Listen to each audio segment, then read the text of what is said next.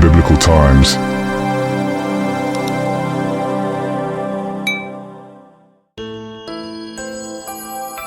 Join me as I dive deep into Leviticus chapter 3 and try to uncover its hidden meanings in this video. Here you will explore Leviticus chapter 3, focusing on the significance of peace offerings and what they reveal about the relationship between God and His people. The ancient Israelites faced a significant challenge in understanding how to properly offer sacrifices. They were given a complex set of instructions, and it's no wonder that mistakes were made. In fact, the consequences of improper sacrifice were severe, often resulting in the sacrifice being rejected by God. So what was at stake here? The Israelites were trying to maintain a peaceful relationship with God, and any mistake could disrupt that connection. The importance of maintaining this relationship cannot be overstated.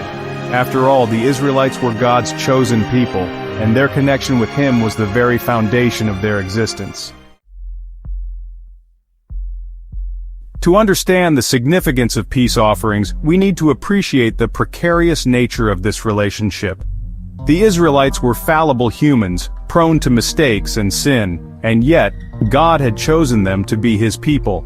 This created a sense of tension, a delicate balance between their humanity and their divine calling.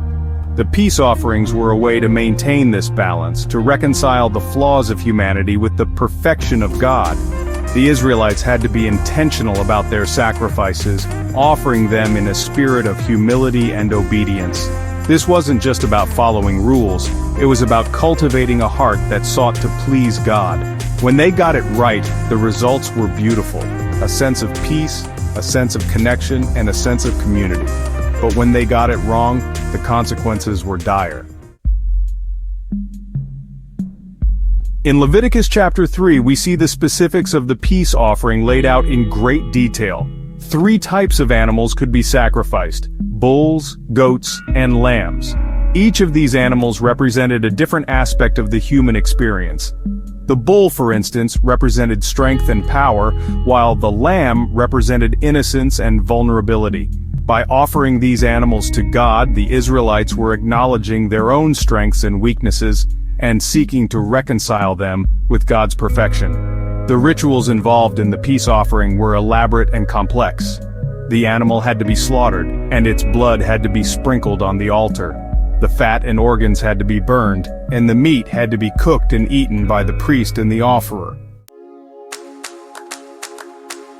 Each of these steps had a specific meaning, a specific symbolism that pointed to the nature of God and humanity. The blood represented life, the fat represented abundance, and the organs represented the inner workings of the human heart. But the peace offering wasn't just about sacrifice, it was also about celebration. When the Israelites gathered to offer their sacrifices, they came together as a community, sharing in a meal that symbolized their connection with God. This was more than just a ritual, it was a declaration of their identity as God's people. They were saying, we are part of something bigger than ourselves, something that transcends our individual experiences.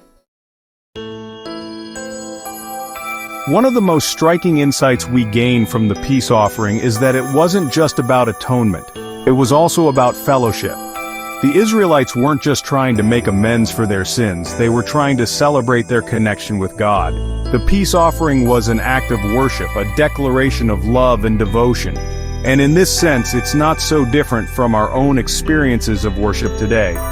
When we gather together as a community, when we share in the bread and wine, we're not just remembering a distant event, we're celebrating our connection with God. The peace offering not only served as a means of atonement but also as a celebration of fellowship with God and the community. This is a powerful reminder that our relationship with God is not just about individual piety, it's about community, it's about connection, and it's about celebration. In summary, the peace offering in Leviticus chapter 3 reveals a complex and beautiful picture of the relationship between God and His people. It's a picture of sacrifice, of celebration, of community, and of fellowship.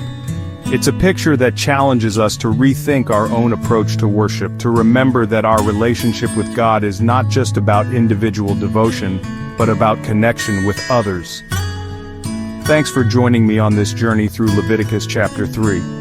If you have any thoughts on peace offerings, please share them in the comments below, and don't forget to check out my other videos for more insights on biblical topics.